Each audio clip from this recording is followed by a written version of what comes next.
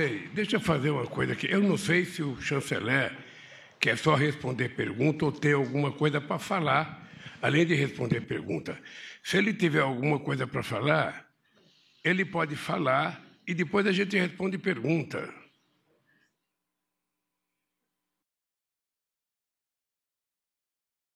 A palavra, o chanceler federal da Alemanha, Olaf Scholz. Eu não vou falar. So, sehr geehrter Herr Präsident, lieber Caro Presidente, caro Lula, no fim desta minha viagem à América Latina de 4 dias, estou feliz por termos encontrado hoje tempo para uma conversa aprofundada aqui em Brasília. Antes de mais nada, gostaria de parabenizá-lo mais uma vez por sua vitória nas eleições e seu novo mandato.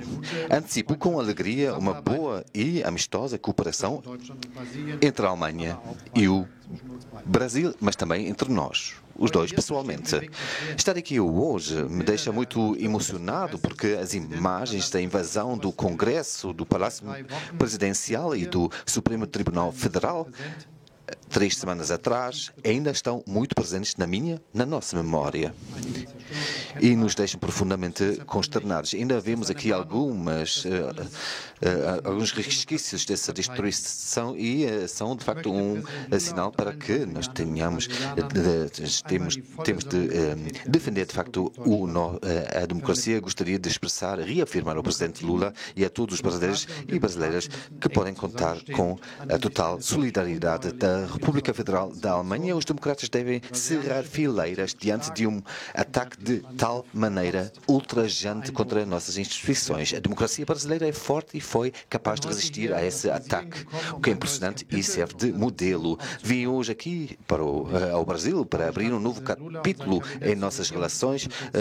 Estou convidando o Presidente Lula e seu governo para consultas intergovernamentais na Alemanha e há muitas questões nas quais queremos colaborar de forma estreita. A luta contra a mudança climática, a proteção da floresta tropical na Amazónia, também a ampliação das energias renováveis, a produção de hidrogênio verde, uma transformação social justa das nossas economias e avanços no acordo UE-Mercosul. Já hoje, as nossas relações económicas são muito estreitas. Existem em seu país cerca de 1000 empresas germano-brasileiras.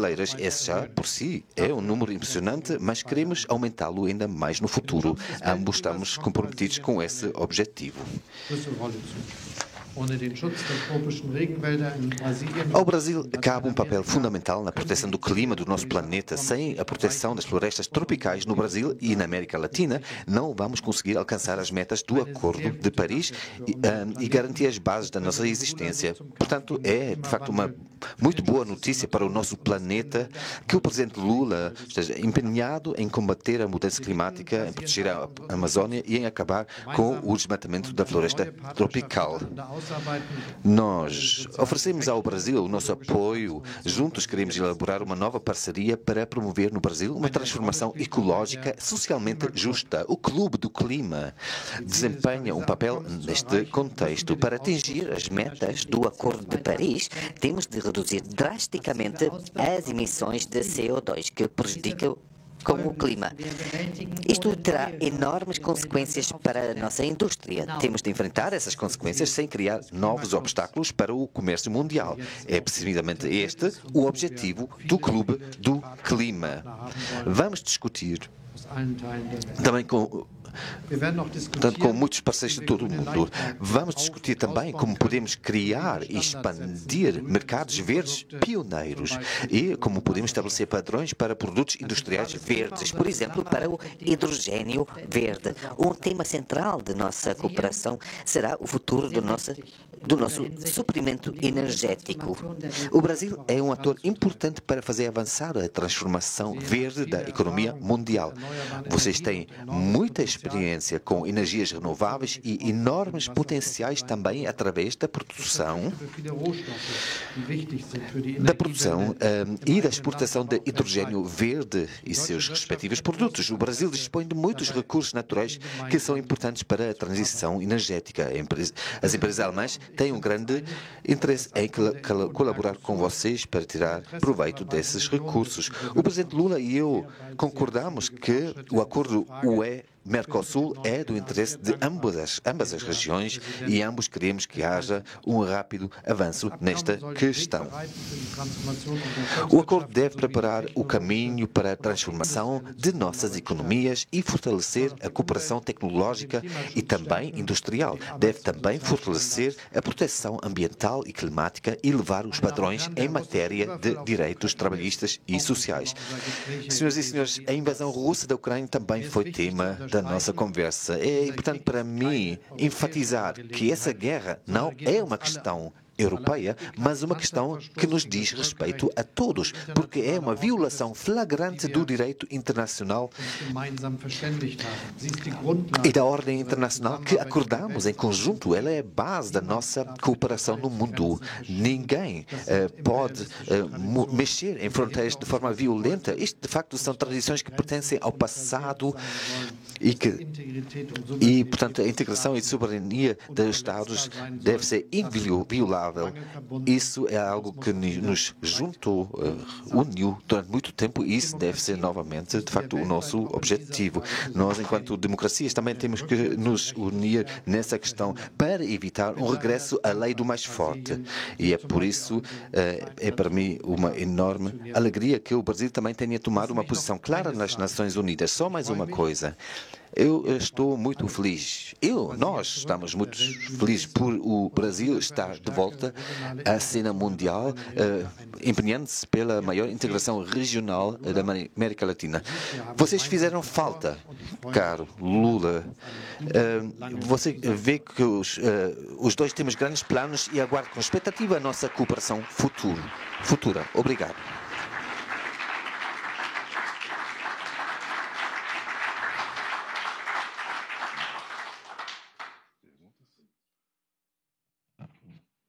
Para as perguntas dos jornalistas, começamos por Ian Dorner, da Funk Mediengroup. Ja, guten Tag. Vielen Dank für die Möglichkeit zu einer Frage. Boa noite, obrigado pela oportunidade de poder colocar esta pergunta ao presidente brasileiro.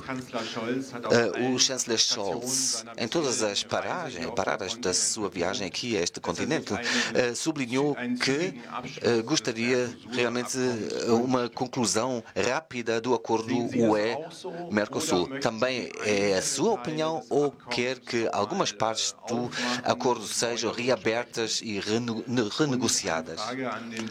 E uma questão ao chanceler. Mostrou-se preocupado face ao ataque contra a democracia brasileira. O que é que pode fazer de concreto para o seu parceiro aqui, o presidente brasileiro, para apoiá-lo, o presidente brasileiro? São essas as perguntas. Bem, com parte da pergunta pertinente ao Brasil, eu queria dizer ao jornalista que, quando eu era presidente em 2007, 2008, 2009, 2010, nós quase chegamos a concluir esse acordo. Quase. A divergência, ela, de um lado, era do Brasil e da Argentina, que nós queríamos um acordo que não limitasse o nosso direito de poder nos reindustrializar. E a segunda coisa que nós queríamos era que os franceses fossem mais flexíveis, sabe, nas propostas francesas, sobretudo na questão agrícola. Ou seja, os franceses são muito duros na negociação, não é o Brasil que é duro.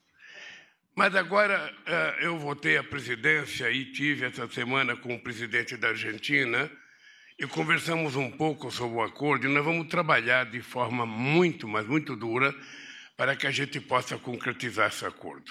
Alguma coisa tem que ser mudada. Ele não pode ser feito tal como ele está lá. Nós vamos tentar mostrar ao lado europeu o quanto nós somos flexíveis e queremos que os europeus mostrem para nós o quanto eles serão flexíveis. Uma coisa que para nós é muito cara são compras governamentais. Isso para nós é muito caro. Eu queria deixar claro que um país em via de desenvolvimento como o Brasil, as compras governamentais é uma das formas de você fazer crescer pequenas indústrias brasileiras e médias indústrias brasileiras. Se a gente abrir mão disso, a gente está jogando fora a oportunidade das nossas pequenas e médias empresas crescerem. Obviamente que nós vamos sentar na mesa da forma mais aberta possível. Eu sempre admiti que na hora da negociação você tem que decidir se você senta na mesa para dizer sim ou você senta na mesa para dizer não. O meio termo é você negociar algo que melhore para aqueles que se sentem prejudicados. Mas eu quero dizer ao chanceler Olaf Scholz que nós vamos fechar esse acordo, se tudo der certo, quem sabe até o meio desse ano, até o fim desse semestre. É nossa ideia de tentar encaminhar para que a gente tenha um acordo e comece a discutir outros assuntos, porque temos muitas coisas pela frente e não apenas esse acordo União Europeia. Aliás, nós queríamos que a Alemanha contribuísse para que a Organização Mundial do Comércio voltasse a funcionar, porque é muito engraçado, chanceler, em 2009 a gente estava quase fechando um acordo na OMC, quando, de repente, teve as eleições nos Estados Unidos, o presidente Bush, por conta das eleições, sabe, que ele estava disputando os republicanos com os democratas, ele, então, resolveu parar as negociações até terminar as eleições americanas. E o negociador da Índia também era candidato a governador no seu estado de origem na Índia, ele também pediu para suspender as negociações até terminar as eleições. O dado concreto é que nunca mais o Obama falou em OMC. Nunca mais a Índia voltou à negociação. Então, era um fórum em que a gente podia discutir de forma muito mais aberta com o mundo inteiro a questão comercial. Eu lembro que quando eu reconheci a China como economia de mercado aqui no Brasil, era porque eu queria que a China participasse dentro dos órgãos que a gente participava. Não era ficar, sabe, trabalhando por fora.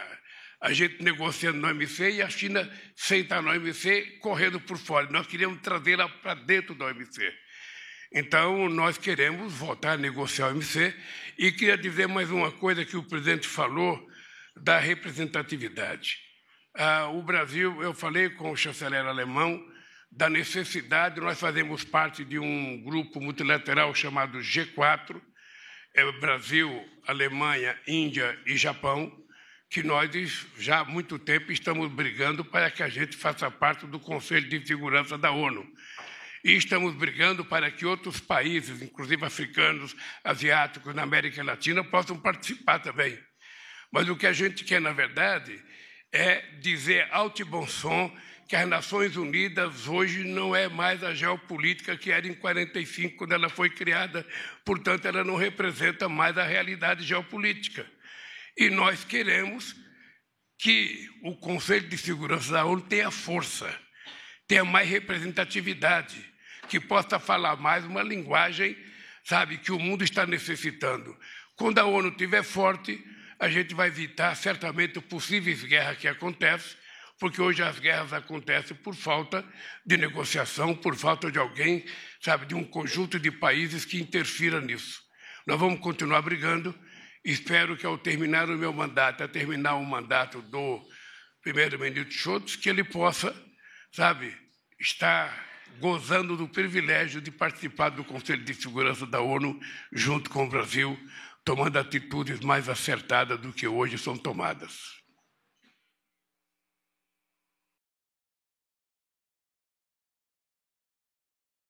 Vielleicht noch einmal zur ersten Frage. Talvez mais em relação à primeira pergunta. Nota-se realmente a energia do presidente. Eu já o senti quando estive na Argentina, por isso realmente é impressionante esse anúncio de se chegar a conclusão de um acordo tão ambicioso em tão pouco tempo. Já o referi. O ataque aqui não foi só um ataque contra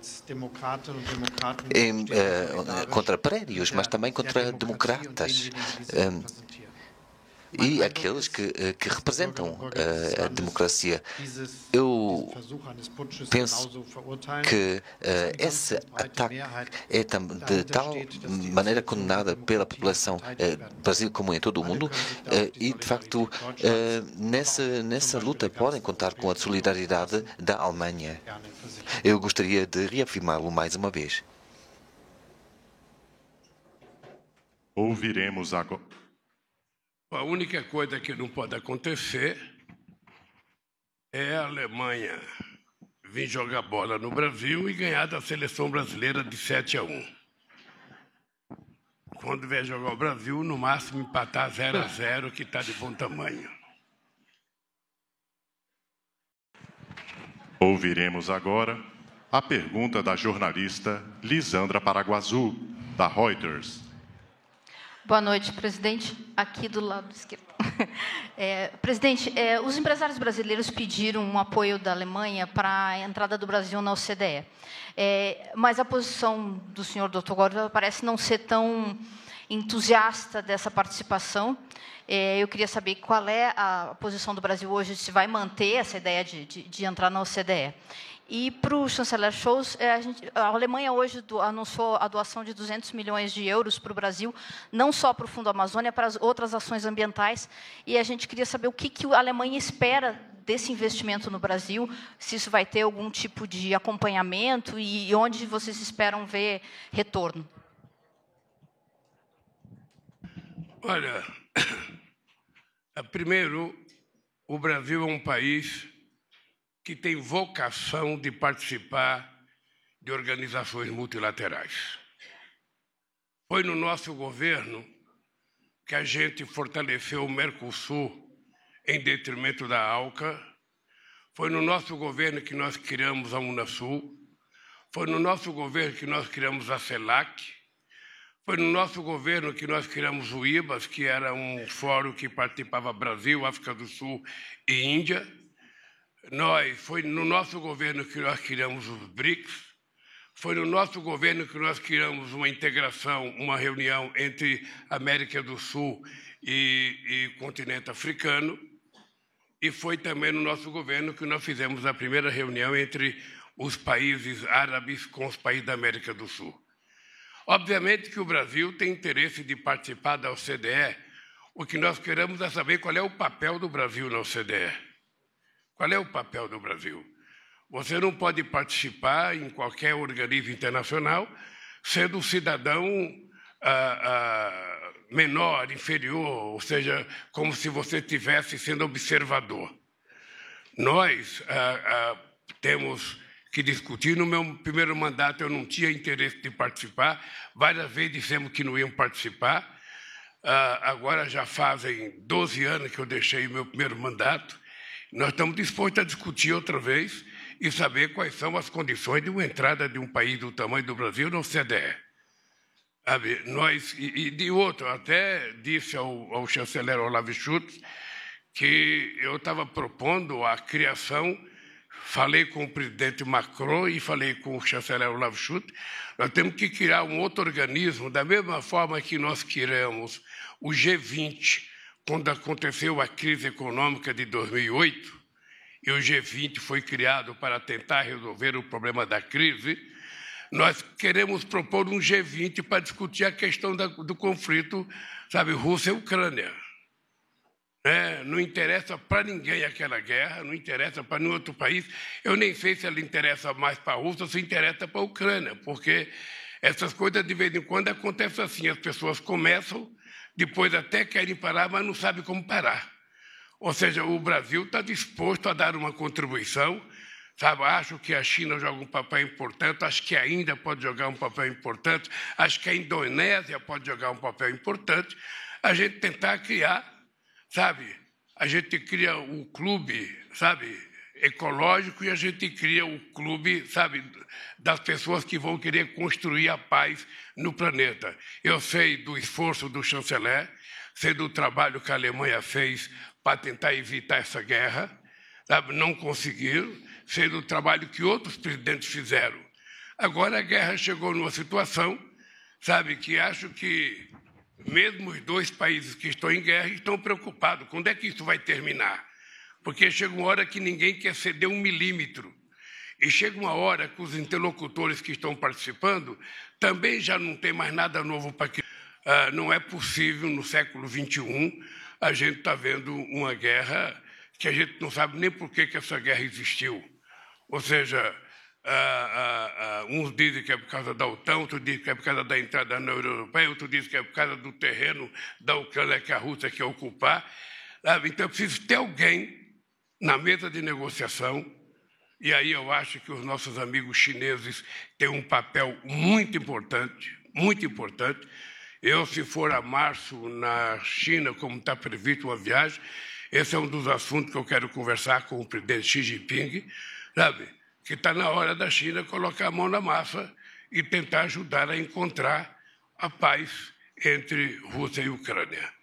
Tá? Só para dizer que eu gosto muito de instituição multilateral, gosto de participar, gosto de criar, e vamos discutir com a OCDE para ver o quanto é bom e o quanto o Brasil pode tirar proveito de passar da OCDE e quanto que o Brasil pode dedicar de esforço para fortalecer a OCDE.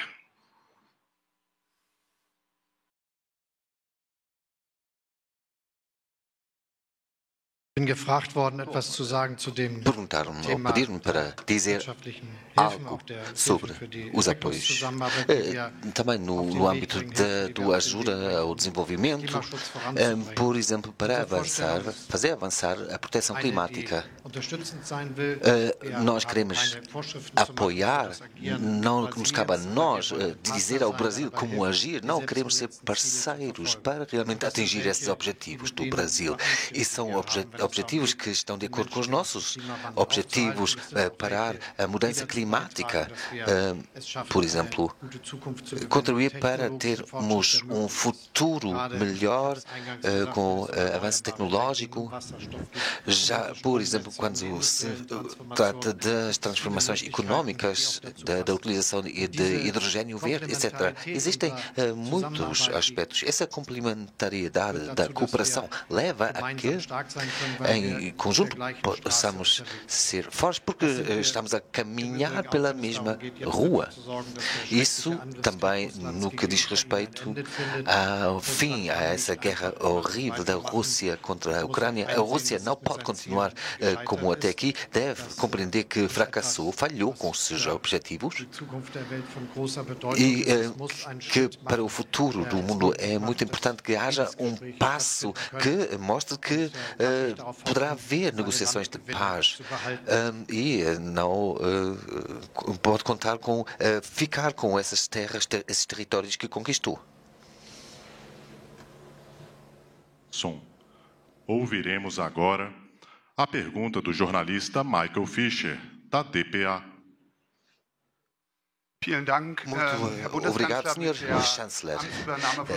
Com a posse de Lula, houve a expectativa na Alemanha que realmente o desmatamento das florestas tropicais fosse travado. Hoje foram disponibilizados 200 milhões de euros da Alemanha para apoiar isso. Penso que será apenas um primeiro passo. Quais são os outros passos que imagina para apoiar o Presidente Lula nesse seu esforço? E uma pergunta também em relação ao que o Presidente Lula disse, também consegue imaginar o papel, ou em relação ao Olaf Scholz, consegue imaginar também o papel de mediador da China? Sr. Lula disse numa entrevista que o Presidente Zelensky é tão responsável pela guerra da Ucrânia como o Presidente russo Putin. Vê as coisas da mesma maneira e em relação a isso, o Brasil dispõe de tanques Gepard, da produção alemã, e de muitas munições, e estaria disponível a vender essas munições à Alemanha para que a Alemanha possa passar isso para a Ucrânia.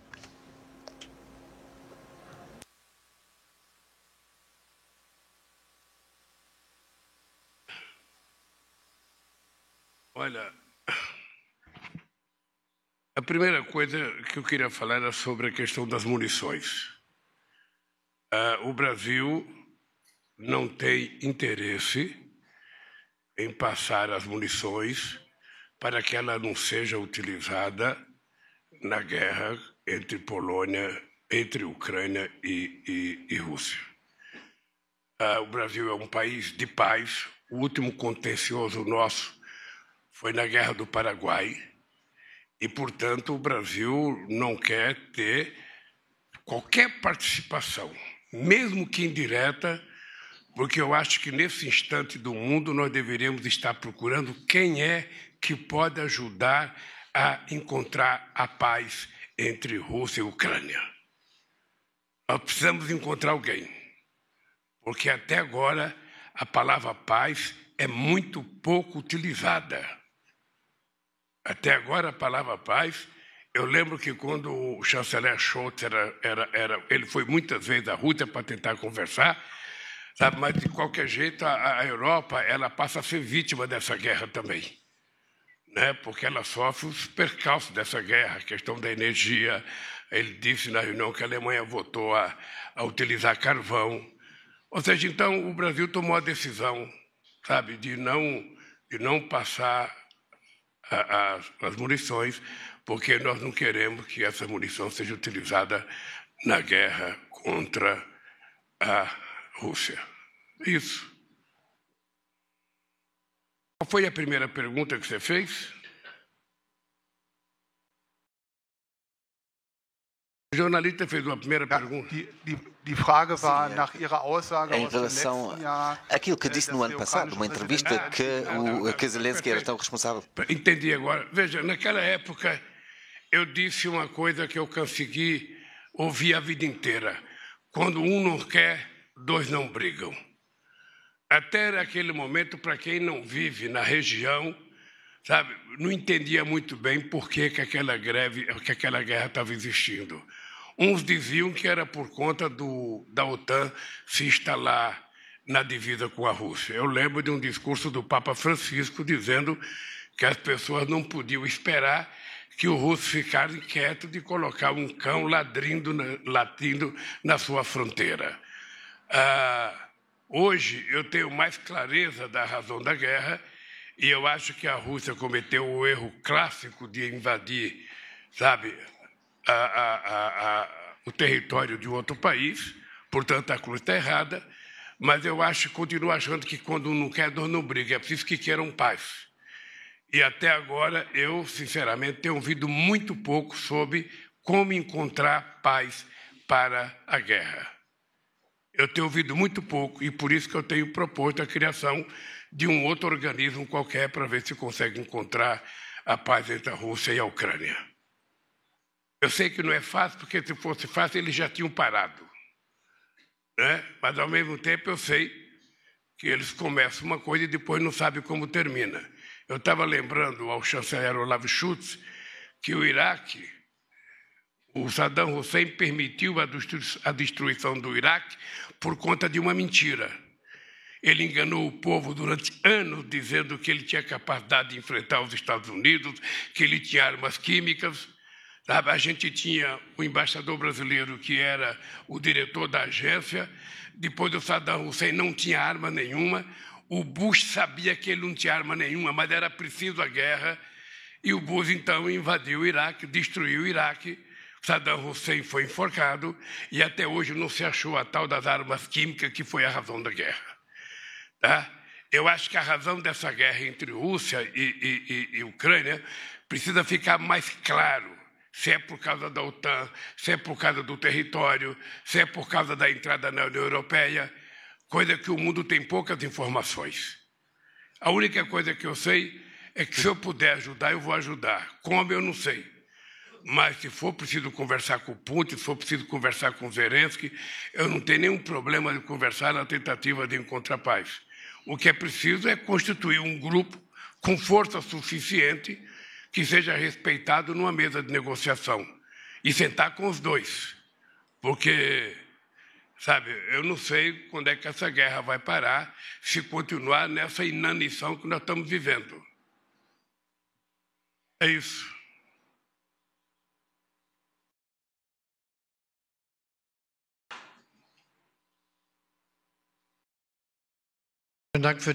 Sim, obrigado pelas perguntas. Em primeiro lugar, já foi referido aqui o apoio da Alemanha à proteção do meio ambiente aqui neste país. É uma grande soma que é disponibilizada e vamos continuar nesse sentido, mas é um sinal, de facto, que vai ser um apoio de uma grande continuidade, porque temos um grande objetivo em comum, que é fazer avançar a proteção climática. Queremos proteger a floresta da Amazônia e isso só é possível em cooperação. Em primeiro lugar, claro, com o país e a quem que tem essa área como seu território e as pessoas que lá vivem. E por isso que é uma boa cooperação em que realmente vamos manter essa continuidade. Isso é muito importante.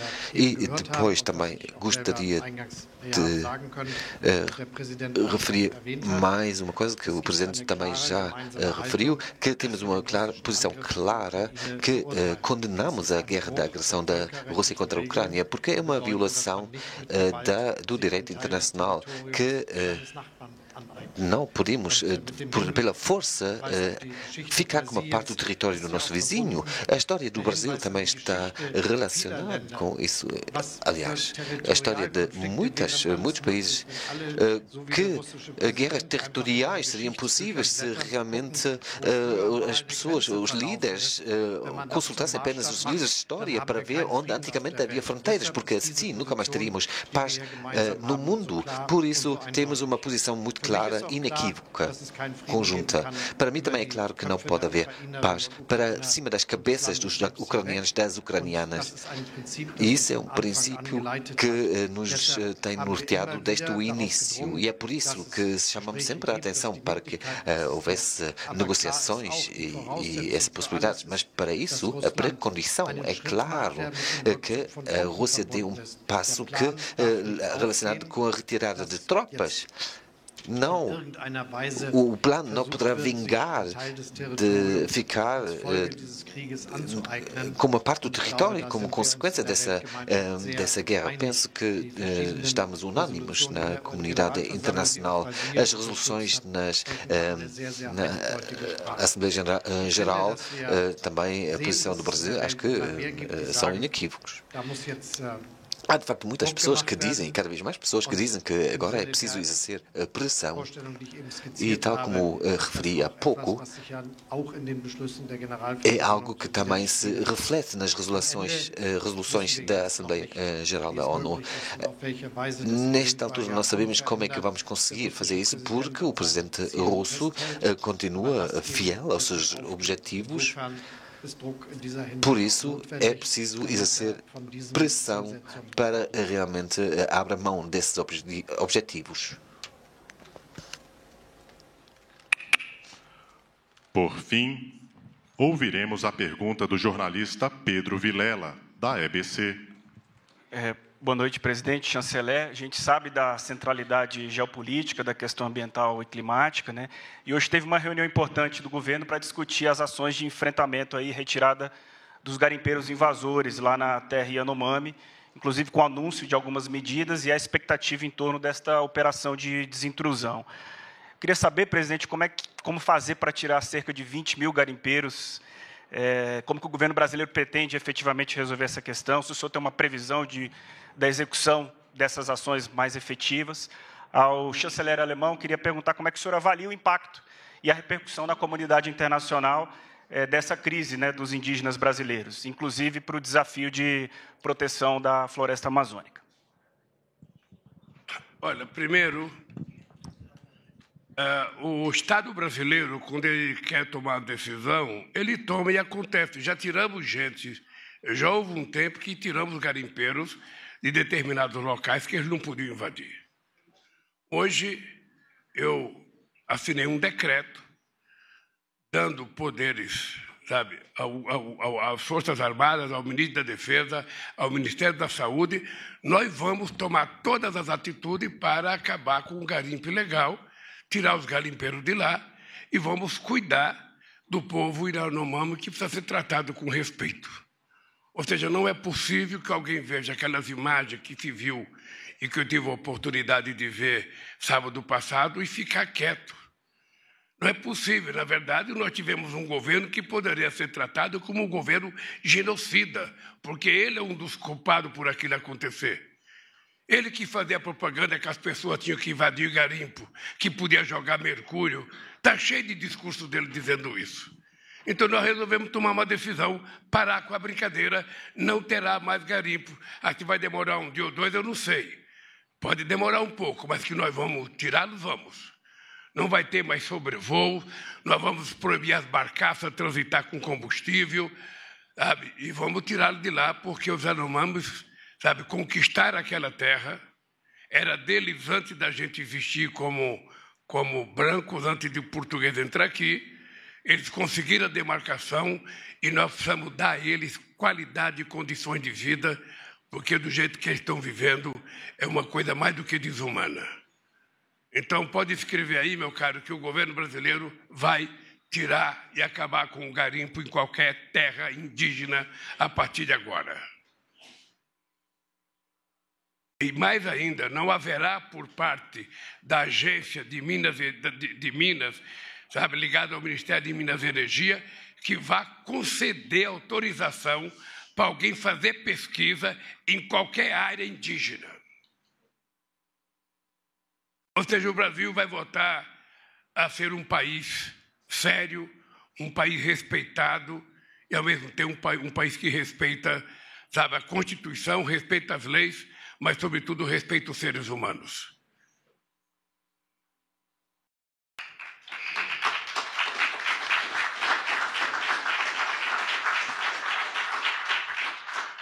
Está encerrado este atendimento à imprensa.